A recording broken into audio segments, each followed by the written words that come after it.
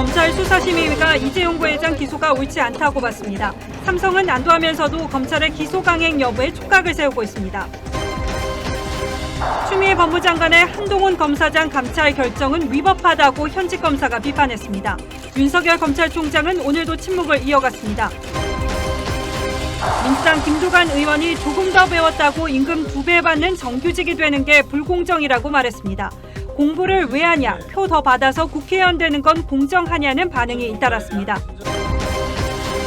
문재인 대통령이 국회에 공수처장 후보자 추천 공문을 보냈습니다. 공수처 출범에 속도를 내고 있습니다. 교인이 2천여 명에 육박하는 서울 왕성교회에서 MT 후 신도 16명이 확진됐습니다. 확진자 중 1명은 이대부고 교사여서 학생들의 등교 중지 조치가 내려졌습니다. 집단 식중독이 일어난 경기 안산 소재 유치원에서 햄버거병 증상자가 15명으로 늘었습니다. 전문가들은 햄버거병 집단 발병은 드문 일이라는 의견인데 교육부는 발생 열흘 만에 관련 회의를 열어 늑장 대응이라는 지적입니다. 죽은 새끼를 등에 업고 다니는 어미 돌고래가 포착됐습니다. 2주 이상 동행한 것으로 추정됩니다.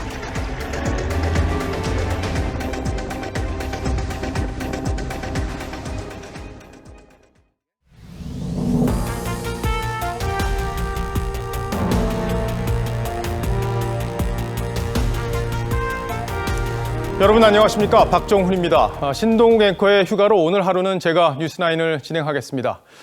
이재용 삼성전자 부회장의 기소 여부에 대해 의견을 모아온 검찰수사심의위원회가 이 부회장을 기소하지 말라는 의견을 조금 전 발표했습니다. 덧붙여서 수사를 중단해야 한다고도 권고했습니다. 이 외부 전문가 출신 위원들이 9시간 경론 끝에 내린 결론입니다. 어떤 배경에서 이런 결정이 나왔는지 오늘은 이원 중계로 이 사안을 자세히 전해드리겠습니다. 먼저 방금 전 논의를 끝낸 대검찰청을 연결해서 자세한 내용을 먼저 들어보겠습니다. 자, 한송원 기자. 네, 대검찰청에 나와 있습니다. 자, 결론부터 보면 외부 전문가 다수가 이재용 부회장을 재판에 넘기지 말자 이렇게 판단한 거죠? 네, 그렇습니다. 검찰 수사심의위 외부 전문가들은 다수 의견으로 이재용 부회장을 재판에 넘기지 않는 게 좋겠다고 판단했습니다. 또 수사 중단을 권고했습니다. 참석한 위원은 14명이었는데 투표권이 있는 13명 중에서 상당수가 불기소 의견을 선택한 것으로 알려졌습니다. 특히 심의위가 불기소 권고뿐만 아니라 수사 중단까지 권고한 점은 주목되는 부분입니다. 그만큼 수사팀의 수사가 부족했다고 판단했다는 의미인데요. 심의 관계자는 위원들 다수가 이 부회장이 관여한 정황이 부족한 것으로 판단했다고 설명했습니다. 자, 오늘 결과가 오후 5시 전후면 나올 거라고 했었는데 예상보다 결과 발표가 늦어졌어요. 이 불기소해야 한다는 이유, 구체적으로 어떤 이유가 나왔습니까? 네, 오전 10시 30분부터 시작한 심의위는 원래 당초에 5시 50분에 끝날 예정이었지만 1시간 30분이 지나고 9시간 동안 경론이 이어졌습니다. 1년 7개월에 거쳐 장기간 수사가 진행된 데다가 사안이 복잡했기 때문입니다. 위원들은 점심 식사도 검찰청사 안에서 해결하며 경론을 벌였습니다. 현안 위원들의 판단을 가른 건 수사팀과 이 부회장 측 변호인단의 의견 진술이었던 것으로 전해졌습니다. 양측 모두 전현직 특수통 출신 검사들로 진영을 꾸렸는데 검찰은 박근혜 전 대통령이 이 부회장을 도운 혐의로 징역 18년을 살고 있다며 기소 타당성을 설명했습니다. 또 삼성 측은 그러나 이 부회장이 삼성물산 제일모직 주가 조작, 또 삼성바이오로직스 회계 부정 등을 지시하거나 보고받은 바 없다고 주장했습니다. 위원들 다수가 삼성 측의 의견을 받아들인 겁니다. 자, 근데 구속영장까지 청구했다 기각된 검찰로서는 이번 결정이 이제 더 곤혹스러울 것 같은데 검찰이 오늘 의견을 그대로 따라야 하는 겁니까?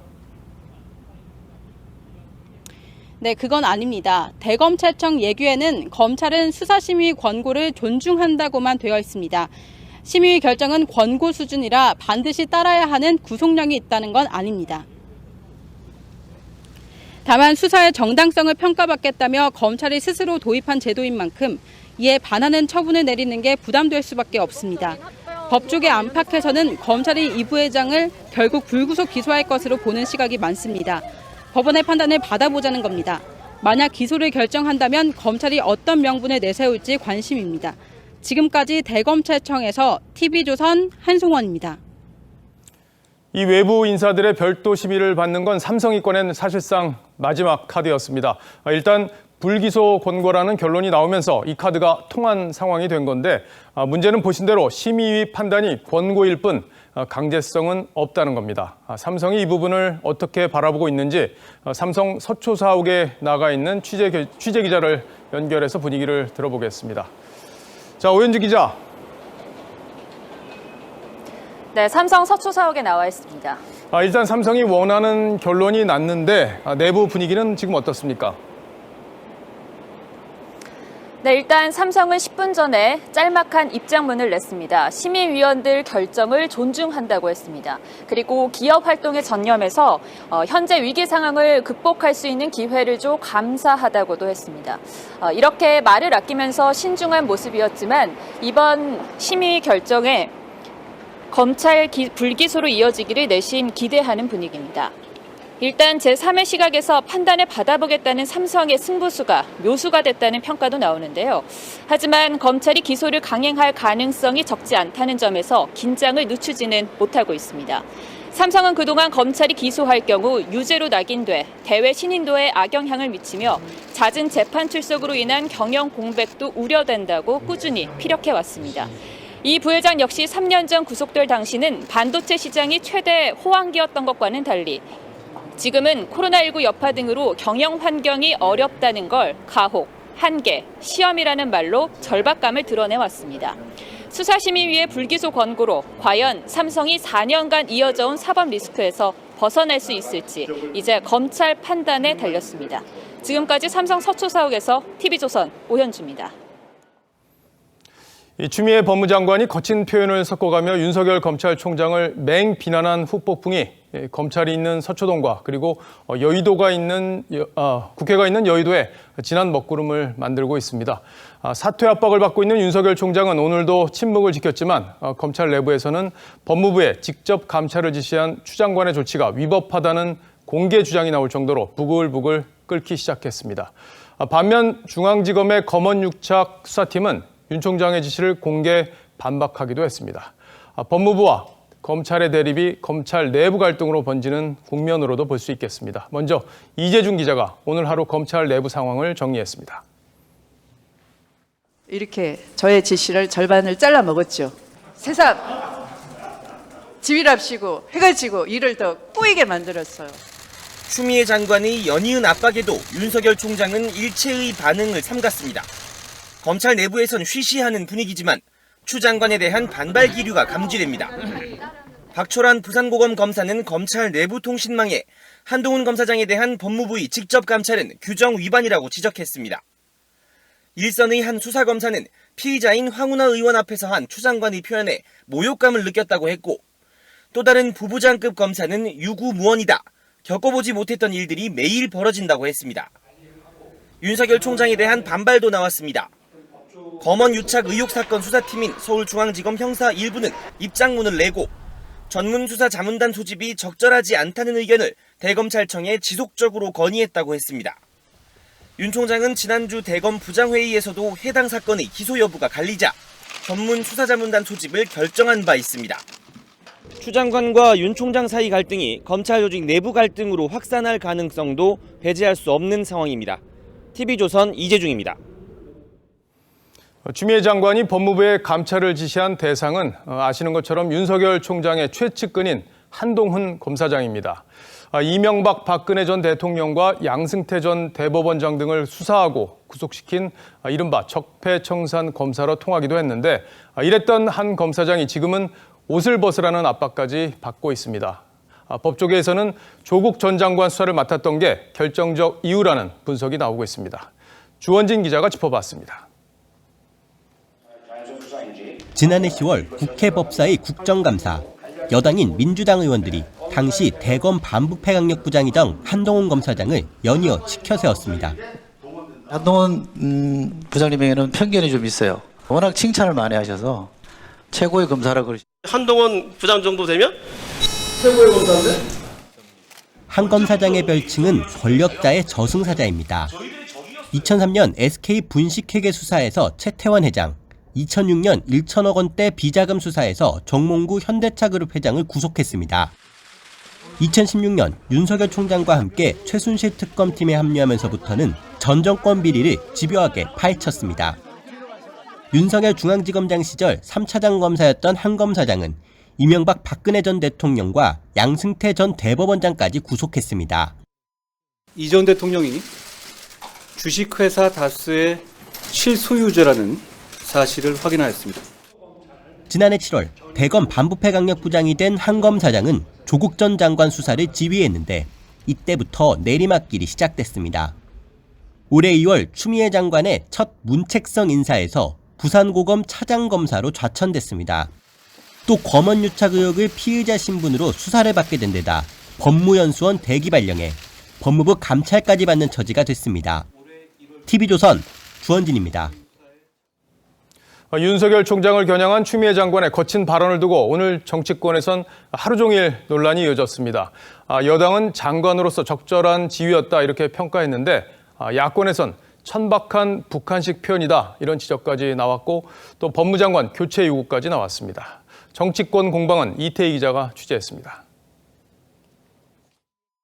장관의 말을 겸허히 들으면 좋게 지나갈 일을 새삼 지휘랍시고 해가지고 일을 더 조롱하는 듯한 표현부터 말란드는 검찰총장 두고 일을 해본 적도 없고 손으로 책상을 내려치며 언성을 높이는 모습이 논란이 되자 여권은 적절한 지위였다며 엄호했습니다.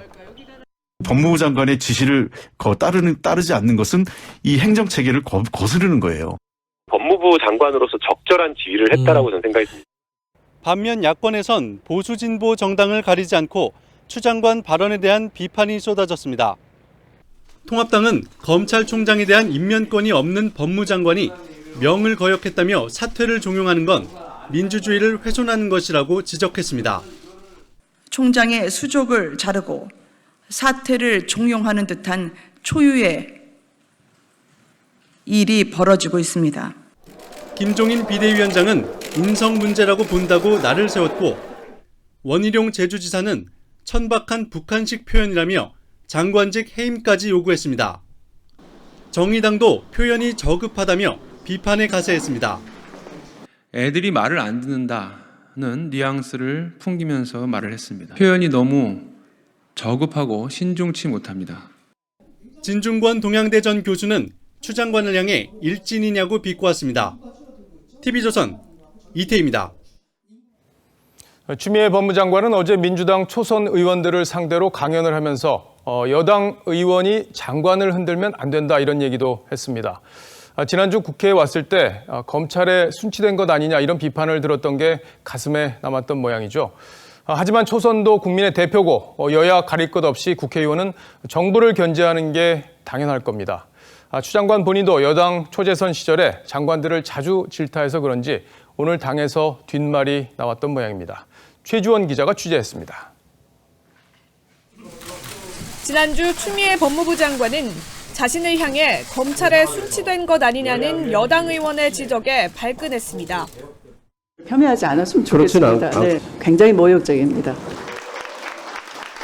어제 민주당 초선 의원 강연 자리에선 여당 의원이 장관을 흔들어선 안 된다고 했습니다. 조금 있다가 장관 열심히 흔들면 저 자리 내 자리 되겠지 하고 장관만 바라보시고 야당 역할을 하시면 안 되고. 하지만 추 장관 본인도 법여권 초재선 시절 노무현 정부 장관들에게 자주 각을 세웠습니다. 그 문제는 저는 그렇게 생각을 안 합니다. 생각을 그렇게 안 하시면 거기에도 제가 동의를 안 하고 그 내용은 근데 이 말 자체가 전부 윤영관 외교부 장관에겐 일을 제대로 하라며 따져 묻기도 했습니다. 당 안팎에선 추 장관의 입장이 바뀌었다고 말도 바뀐 것이 아니냐는 지적이 나옵니다. 추 장관에 앞서 강연을 했던 박영선 중소벤처기업부 장관도 초선 때는 자기를 죽이며 함께 가야 한다고 당부했습니다. 한 민주당 초선 의원은 고참 정치인들이 선수를 따지며 초선 의원을 단속하려는 모습은 민주적이지 않다고 지적했습니다. TV조선 최지원입니다. 추미애 장관이 윤석열 총장을 향해 쏟아낸 발언들은 그 수위도 논란이지만 추 장관이 윤 총장 측근 검사에 대해 내린 직접 감찰 지시가 적절했는지를 놓고도 양측 간의 공방이 벌어지고 있습니다. 오늘은 이 문제를 따져보겠습니다. 자, 윤슬기 기자. 네. 추 장관의 표현이나 태도를 보면 윤 총장을 노골적으로 아랫사람 취급하는 그런 장면들이 여러 번 보이고 있는데 이 법 지휘 체계상 상하 관계가 맞습니까? 네, 쉽게 규정하기 힘든 관계죠. 검찰청은 법무부의 외청이지만 검찰총장도 장관급입니다. 검사 인사도 장관이 총장의 의견을 듣는다고 명시돼 있죠. 어느 한쪽에 힘이 쏠리지 않도록 하면서 검찰의 중립성을 보장하기 위한 법 체계로 이해할 수 있겠습니다. 그런데 이제 조금 전 리포트에서도 저희가 소개를 해드렸지만 추 장관의 지시가 위법이냐 아니냐 이게 검찰 내부에서 논란이 벌어지고 있잖아요. 이유가 뭡니까? 검사에 대한 이 감찰은 검찰이 하는 게 원칙입니다. 그런데 법무부는 이번에 예외 조항을 적용을 했죠. 사회적 관심이 집중된 사항으로 검찰 자체 감찰로 공정성을 인정받기 어렵다고 판단한 것으로 본 겁니다. 그런데 박철환 부산고검 검사는 한동훈 검사장 사건은 감찰을 개시한 게 아니라 수사 중인 사건이라고 했습니다. 그러니까 감찰이 없었으니까 앞에서 언급한 예외 조항을 적용조차 할 수 없고 그래서 법무부가 위법하다는 주장이죠. 또 이미 한 검사장에 대한 수사가 진행 중이라 수사 관여 목적의 감찰은 제한한다는 시행규칙에 위반한다는 주장도 나오고 있습니다. 그러니까 시행규칙에 위반한다는 주장이 나오는 이유가 감찰보다는 수사가 더 엄격한 기준으로 진행이 되기 때문에 그런 걸 감안해서 수사 중인 사안은 감찰을 못하도록 해놨는데 추 장관이 이걸 어기고 감찰을 지시했다 뭐 이런 주장인 것 같은데. 네. 자, 그렇다면 이른바 검언유착의 실체를 규명하는데 수사로도 충분한 거다 이런 논란이 또 나오고 있잖아요. 네, 현재 관련 의혹은 서울중앙지검에서 수사 중이죠. 수사와 감찰이 이 투트랙으로 진행될 경우 실체 규명에 도움이 된다는 주장이 있는 반면에 수사 결과가 나온 뒤에 감찰에 착수를 해도 된다는 의견이 또 맞서고 있습니다.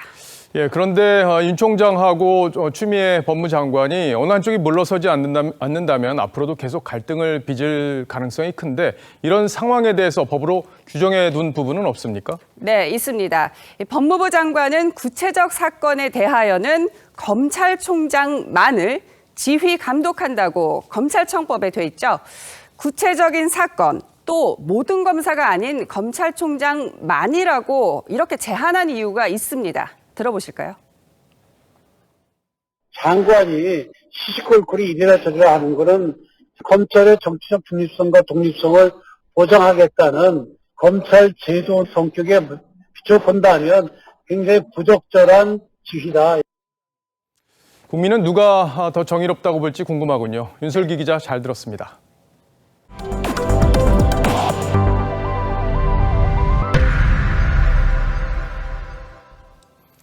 오는 7월 15일 시행되는 공수처법에 맞춰서 공수처장을 임명하기 위해 문재인 대통령이 직접 나섰습니다.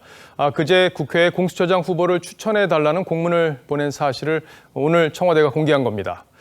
청와대가 왜 공수처 설치를 서두르는지 그 속내는 짐작이 가지만 여야가 대치하고 있는 상황에서 후보 추천이 쉽지는 않아 보입니다. 그 속사정을 신은석 기자가 취재했습니다. 다음 달에 출범할 수 있도록 국회의 협조도 당부드립니다. 공수처장 출범 협조를 당부한 지 이틀 만인 그제 문재인 대통령이 국회에 공수처장 후보 추천을 공식 요청했습니다. 공수처장 후보자를 추천해달라고 요청하는 공문을 박병석 국회의장에게 보냈습니다. 공수처법에 따르면 국회가 공수처장 후보 2명을 추천하고 대통령이 1명을 지명한 뒤 인사청문회를 거쳐야 출범 절차가 마무리됩니다.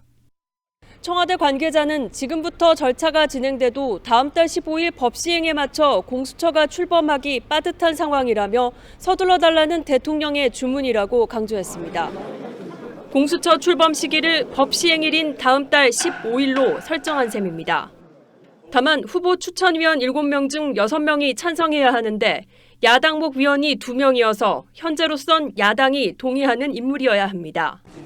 미래통합당은 법안 처리 과정을 문제 삼아 헌법 소원 심판을 청구한 만큼 공수처법의 위헌성부터 따지는 게 우선이라고 맞섰습니다. 먼저 위헌성 문제부터 짚고 난 뒤에 공수처 문제를 처리하겠습니다. TV조선 신선입니다. 인천국제공항공사가 보안 요원들을 정규직으로 전환하는 문제로 촉발된 이른바 공정성 논란이 날이 갈수록 커지고 있습니다.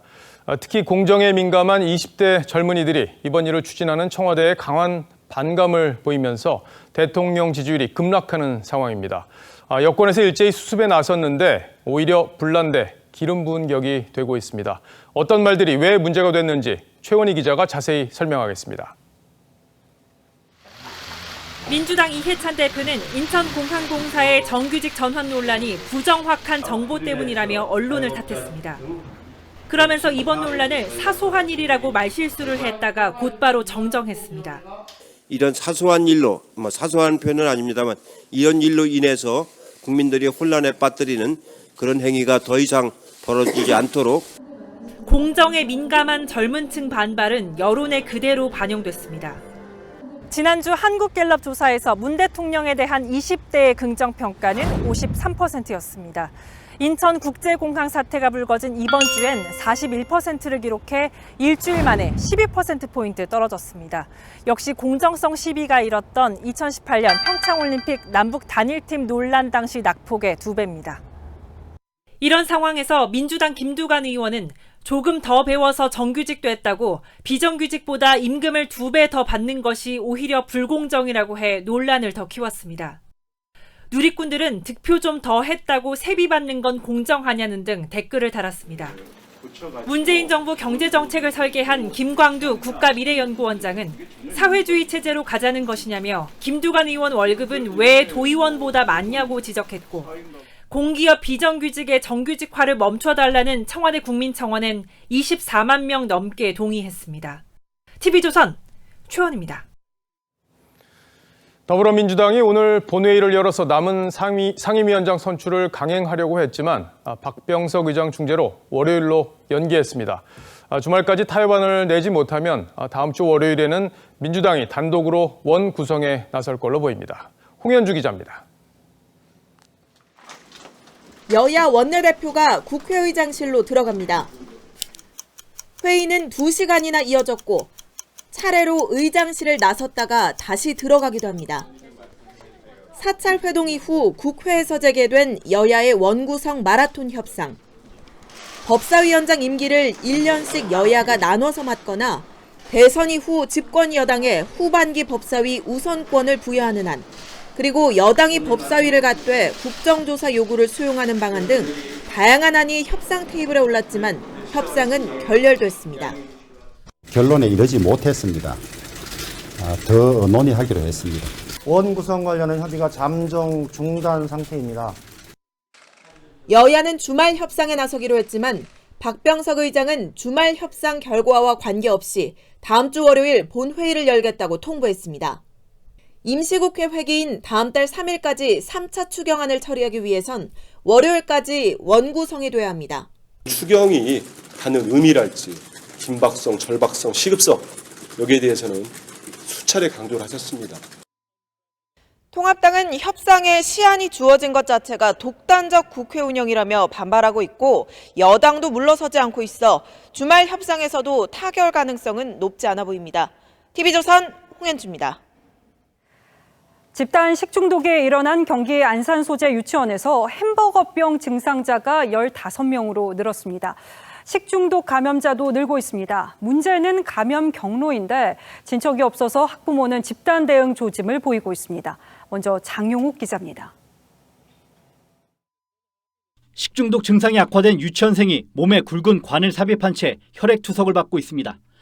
집단 식중독 사태로 투석 치료를 받고 있는 환자는 4명으로 어제보다 1명 줄었지만 일명 햄버거병인 용혈성 요독 증후군 의심 증상자는 어제 14명에서 1명 더 늘어 15명이 됐습니다. 장출혈성 대장균이 발견된 전체 식중독 감염자도 오늘 6명이 추가돼 49명이 됐습니다. 하지만 집단 식중독 발병 원인은 오리무중입니다. 보건당국이 유치원 급식 보존식과 요리식기, 교실 내부 등에서 104건을 검사했지만 식중독균은 나오지 않았습니다. 검체한 거에 대해서는 다 음성이 나왔고 그 질병관리본부 역학조사관은 계속 추적을 추가적으로 더 해본다고. 유치원 측이 반찬과 간식 등 6개는 보존식을 남기지 않아 역학조사에 어려움을 겪고 있습니다. 식중독에 감염된 아동 가족들은 분통을 터뜨립니다. 폐기된 것들에 대해서도 명확하게 확인을 하면 좀 더 원인 규명에 도움이 될 수 있었을 텐데 그 부분이 제일 안타깝습니다. 집단 식중독이 발생한 유치원은 지난해부터 급식 점검을 받지 않은 것으로 드러났습니다. 교육당국은 지난해 유치원 측이 점검을 요청하지 않았고 올해는 코로나 여파로 현장 점검이 불가능했다고 밝혔습니다. TV조선 장용욱입니다. 전문가들은 햄버거병이 이번처럼 집단으로 발병한 것은 상당히 드문 일이라는 의견인데 상황 악화에 교육부는 발생 열흘 만에 관련 회의를 열고 사과했습니다. 이어서 송민성 기자입니다. 안산 유치원의 집단 식중독 사태는 장출혈성 대장균 감염증입니다. 보통은 시간이 지나면 호전되지만 유아의 경우 햄버거병으로 불리는 심각한 합병증, 용혈성 요독 증후군으로 진행될 수 있습니다. 독소가 신장을 공격해 혈변이 나오고 일부에선 평생 투석 치료가 필요한 만성 심부전이 남기도 합니다. 특히 이번처럼 집단적인 발병은 이례적이어서 방역당국이 긴장하고 있습니다. 감염 경로에 대한 조사를 진행하고 또 환아들에 대해서는 치료해서 합병증이나 중증으로 가지 않게끔. 전문가들은 덥고 습한 날씨에 유치원 측의 위생관리가 부실해지면서 면역력이 약한 유아들에게서 집단 감염이 일어난 것으로 보고 있습니다. 대변에서 입으로 이렇게 들어가는 거거든요. 오염된 식자재가 공급이 된 거죠. 집단 식중독 사태가 발생한 지 열흘 만에 정부는 관계부처 긴급회의를 열었습니다.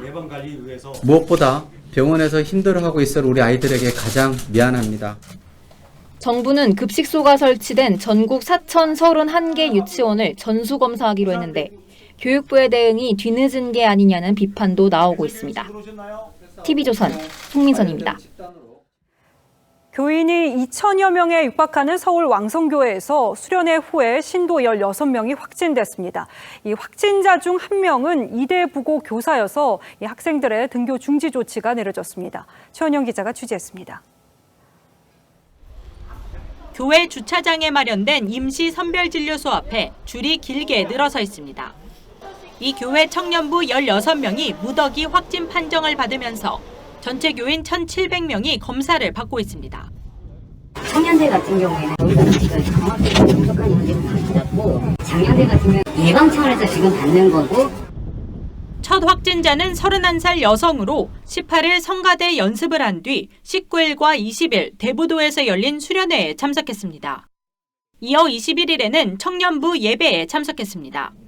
다만 현장 예배 당시 띄어앉기나 마스크 착용 등 방역 수칙은 준수한 것으로 확인됐습니다.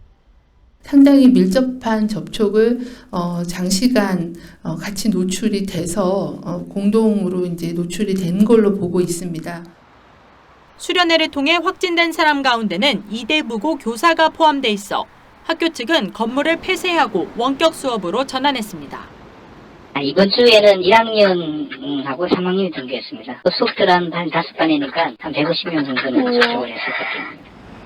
또 종로구의 특급 호텔 사우나 직원과 용인의 금융그룹 데이터센터 직원도 교회에서 확진을 받아 이들을 통한 또 다른 집단 감염이 우려됩니다.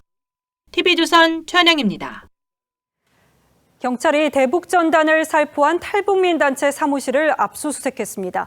해당 단체 대표는 북한 정치범 수용소가 존재하는 한 전단을 계속 날리겠다고 했습니다. 권영석 기자의 보도입니다. 경찰관들이 파란색 박스를 들고 나옵니다. 유의미한 증거 나오셨나요? 확보하셨나요? 지난 10년 동안 대북전단 살포 활동을 해온 박상학 대표 등이 운영하는 탈북민 단체 2곳이 압수수색 대상이었습니다. 오늘 압수수색은 이곳 자유북한 운동연합과 박 대표의 동생이 운영하는 큰샘 사무실 등에서 진행됐습니다. 경찰은 4시간에 걸친 압수수색을 통해 박 대표 형제의 휴대전화를 포함해 관련 자료를 확보했습니다.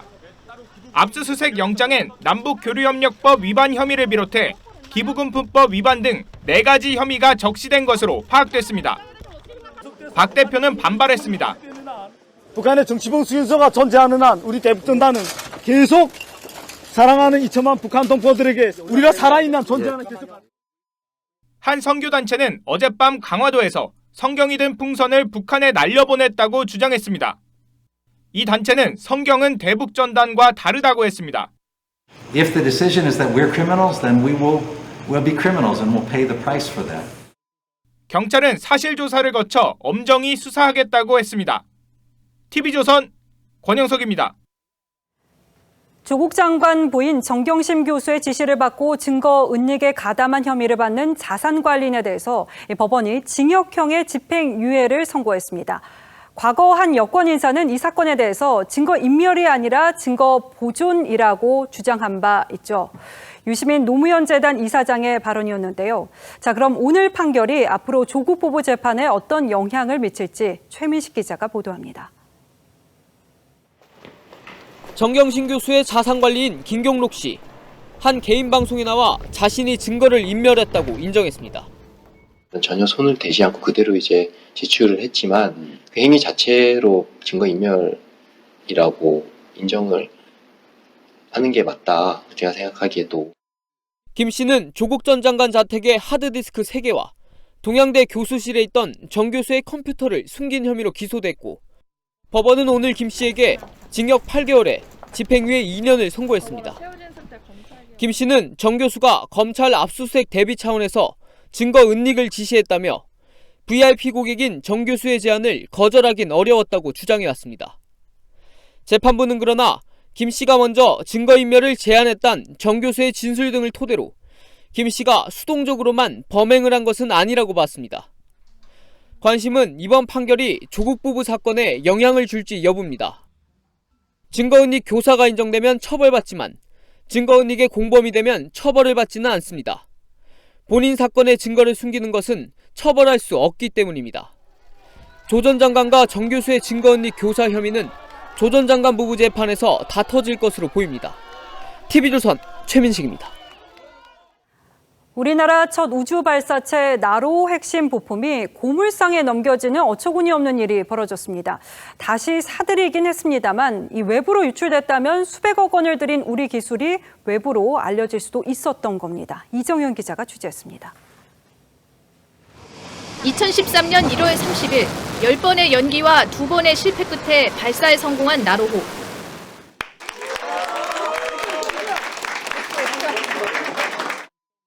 우주 개발을 담당하는 국책연구기관인 한국항공우주연구원은 지난 3월 나로 부품 중 일부를 불과 700만 원에 고물상에 팔았습니다. 전시하려던 부품을 4년간 방치하다 애물단지가 되자 폐기 처분한 겁니다. 고물상에 넘겨진 부품 중엔 킹모터 시제품도 섞여 있었습니다.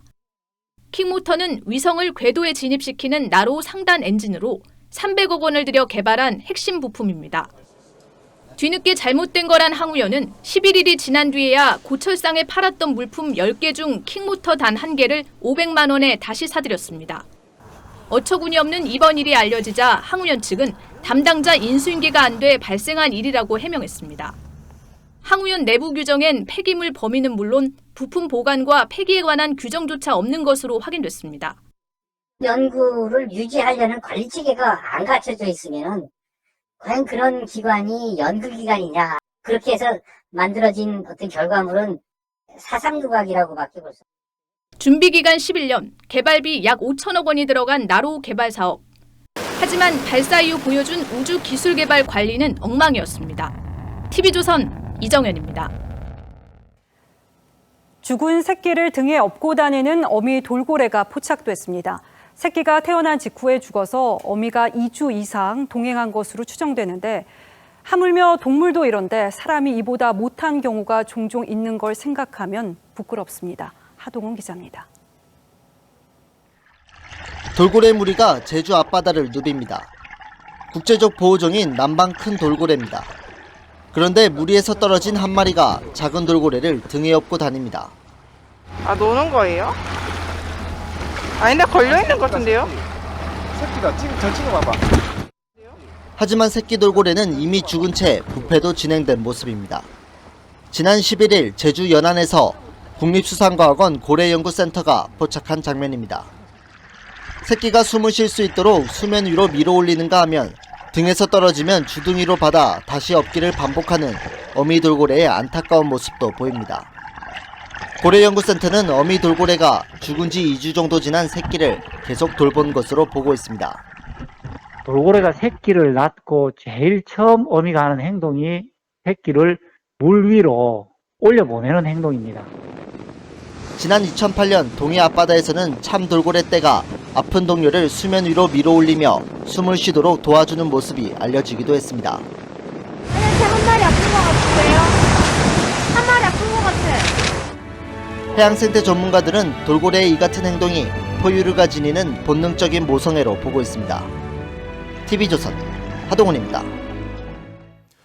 네, 다음 뉴스입니다. 초강력 집값 안정책이라고 했던 6.17 대책 발표 이후 집값과 전셋값이 오히려 뛰는 기현상이 벌어지고 있습니다. 전셋값이 매매가까지 밀어올리면서 서울 일부 지역 아파트는 신고가에 거래되고 있습니다.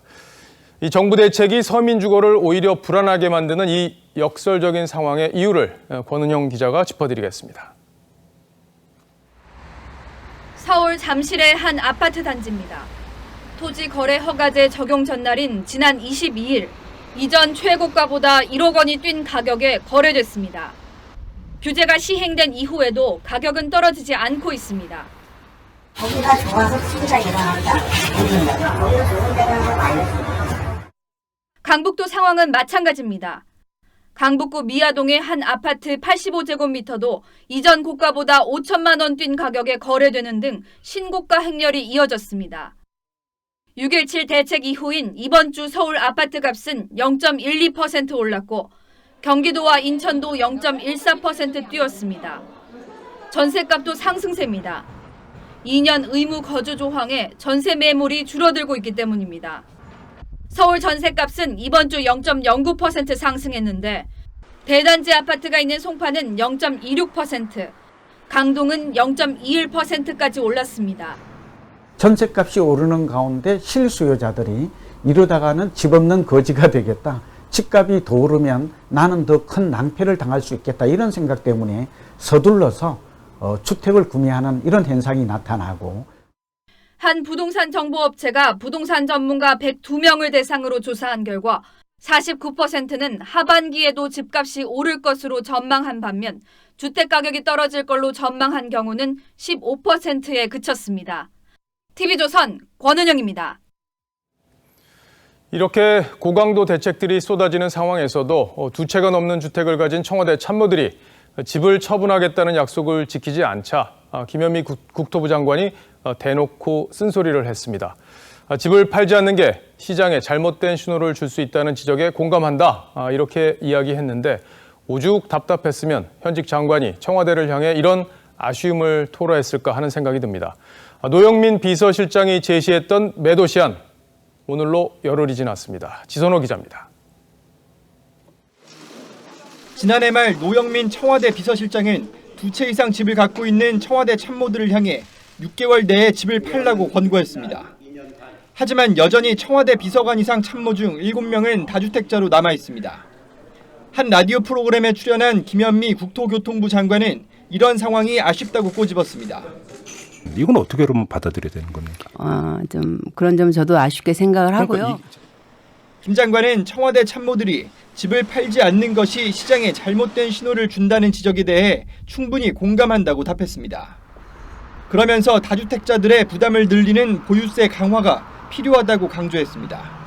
이런 환수 시스템이라든가 조세제도 같은 것들이 뒷받침되어야 이런 그 누구의 권고 그런 것보다 훨씬 더 효력 있게 작동할 수 있지 않을까.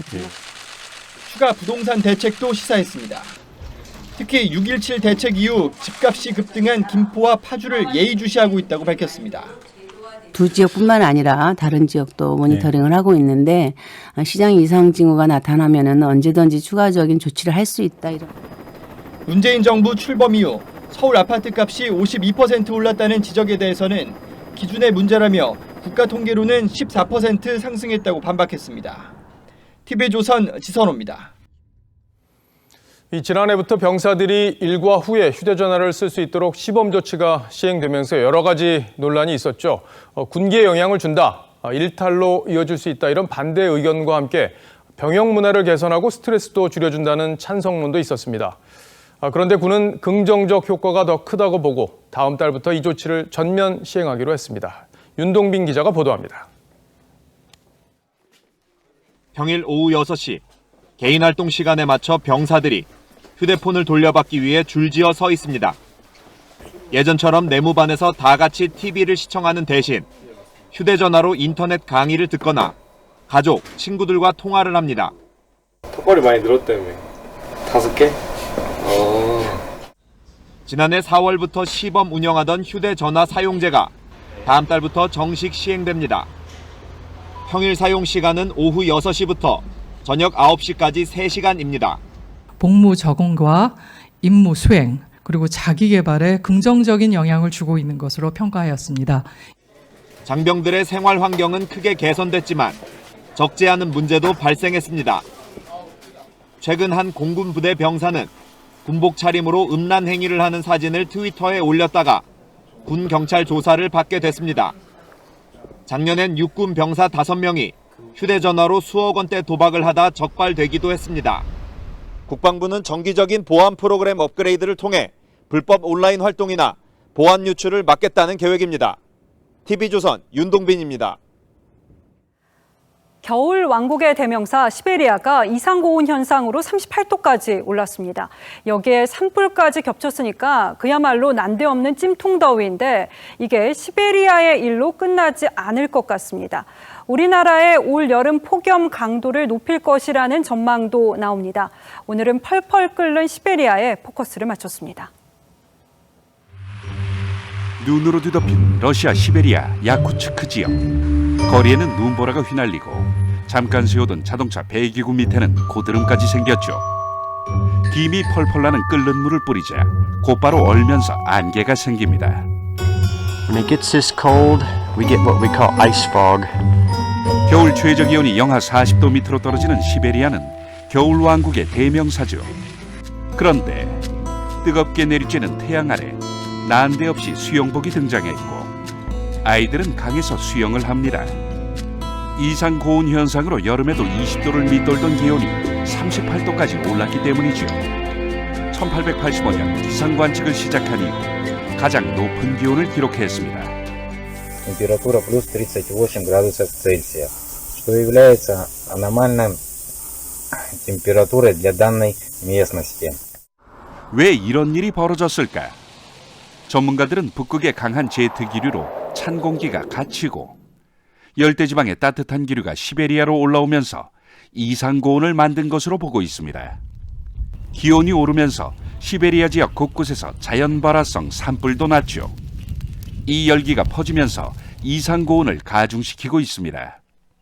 예상치 못한 시베리아 폭염에 전 세계도 긴장하긴 마찬가지입니다. May to be the warmest May on record for certainly for the northern hemisphere and also we think for at global level as well. 전 세계 곳곳에서도 기상 이변은 속출하고 있습니다. 연평균 강수량이 600mm인 중국 베이징엔 사흘 동안 300mm가 넘는 폭우가 쏟아지면서 20년 만에 최악의 홍수가 났습니다.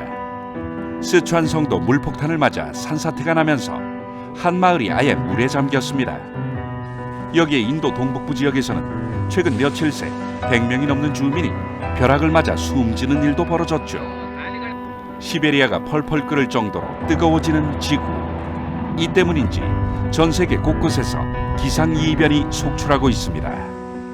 뉴스라인 포커스였습니다. 이상 고온으로 골머리를 앓는 곳이 또 있습니다. 남미의 메뚜기가 무려 4억 마리가 나타난 건데요. 시속 145km로 날면서 엄청난 양의 농작물을 먹어치우는 통에 국가 비상사태가 선포될 정도입니다. 어디서 이 메뚜기 떼가 나타난 건지 박소영 기자가 보도합니다.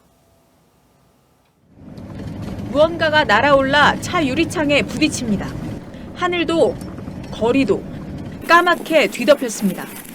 남미 일대에 출몰한 메뚜기 떼입니다. 4억 마리 메뚜기가 브라질 남부 곡창지대를 덮쳤습니다. 농작물이 망가지고 전염병 우려가 확산되자 브라질 정부는 비상사태를 선포했습니다. Montamos já plano de monitoramento para acompanhar o deslocamento desses gafanhotos. A gente espera que ele não chegue ao Brasil.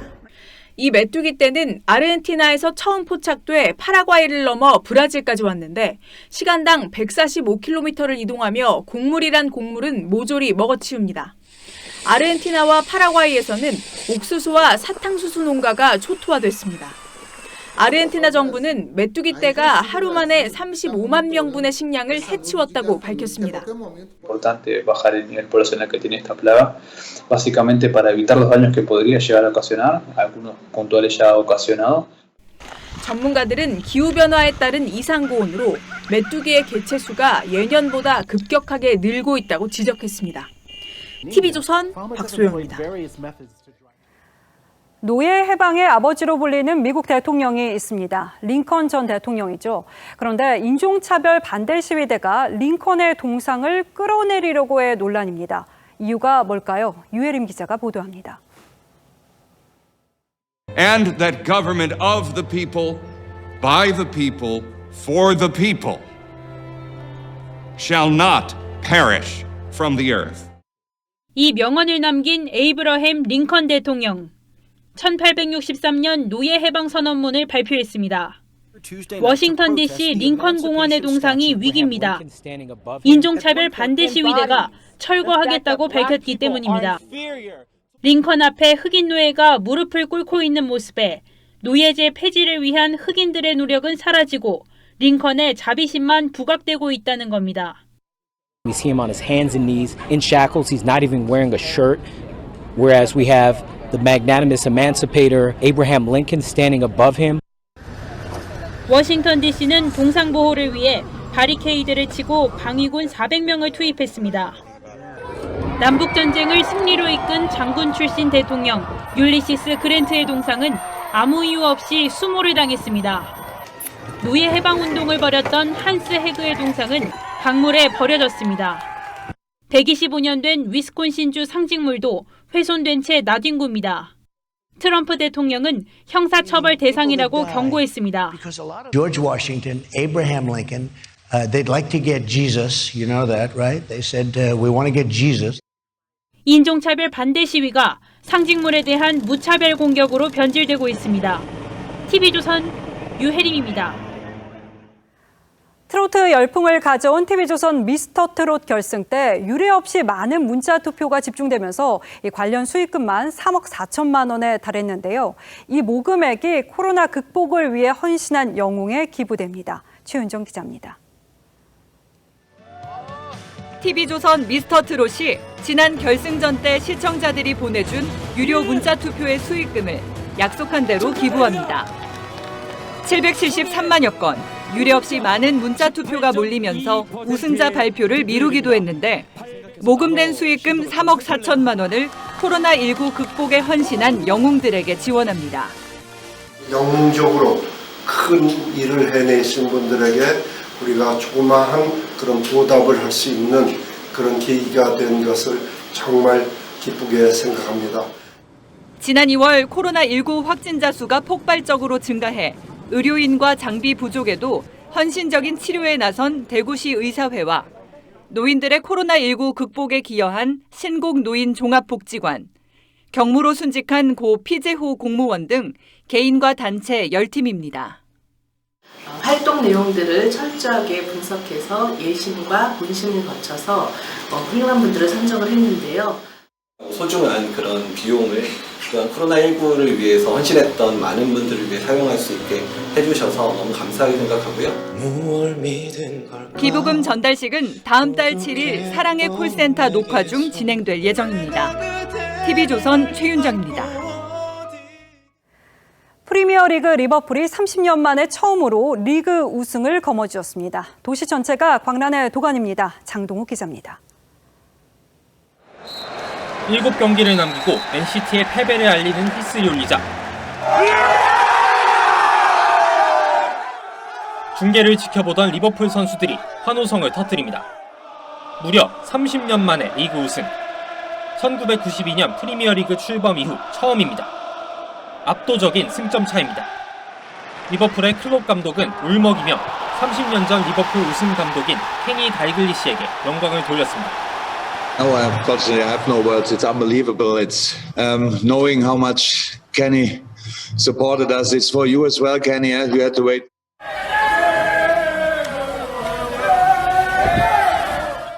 리버풀 도시 전체는 광란에 휩싸였습니다. 코로나19 시국이지만 어른아이 할 것 없이 기쁨을 나눴습니다. 지난 2014년 결정적인 실책으로 맨시티의 우승을 헌납했던 리버풀의 전설 제라드. 리버풀 구단의 주주인 NBA 스타 르브론 제임스도 소셜미디어를 통해 축하를 전했습니다. 역사상 가장 빨리 우승을 확정지은 팀이 된 리버풀은 통산 우승 기록에서도 맨유를 바짝 뒤쫓았습니다. 클롭 감독은 131년 만에 프리미어리그 우승을 차지한 최초의 독일 감독이 됐습니다. 지난해 챔스 우승에 이어 올 시즌 리그 우승까지 전성기를 맞은 리버풀의 기록 행진은 아직 끝나지 않았습니다.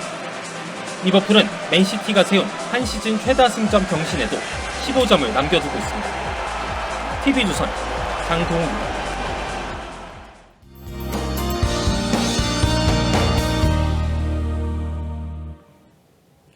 토요일인 내일은 곳곳에 비가 오겠습니다. 지역별로 잠깐씩 내리는 거라 크게 불편하진 않겠지만요. 계신 지역에 비 내리는 시간대를 잘 알아두시면 좋겠습니다. 서울의 경우는 내일 새벽부터 아침 사이 5에서 30mm가 오겠습니다.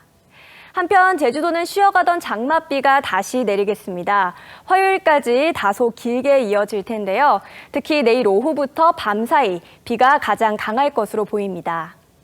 내일 낮 기온은 서울이 27도, 대전 28도, 대구는 30도가 되겠습니다. 내일까지는 아주 심한 더위는 아닌데요. 일요일에는 날이 확실히 무덥겠습니다. 서울이 30도까지 오르겠고요. 일부 지역에서는 소나기도 내리겠습니다. 월요일부터는 전국에 많은 비가 내리겠고 바람도 강하게 불겠습니다. 날씨였습니다. 모두에도 말씀드린 대로 오늘 하루는 신동욱 앵커의 휴가로 제가 뉴스9을 진행했습니다. 저는 내일 저녁 뉴스7으로 다시 돌아오겠습니다. 시청해주신 여러분 고맙습니다.